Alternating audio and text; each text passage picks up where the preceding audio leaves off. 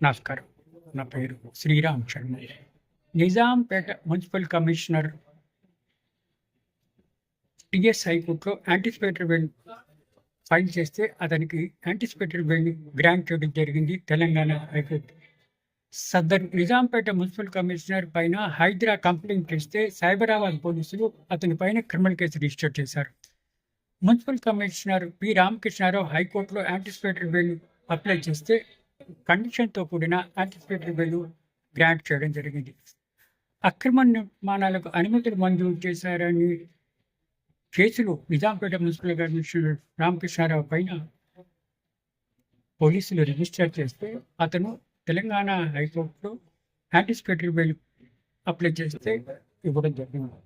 2 వారాల లోపల పోలీసులు ఏజెంట్లు లొంగిపోవాలని, 20,000 వ్యక్తిగత బాండ్ ఇవ్వాలని గౌరవ తెలంగాణ హైకోర్టు కండిషన్తో కూడిన యాంటిసిపేటరీ బెయిల్ గ్రాంట్ చేయడం జరిగింది.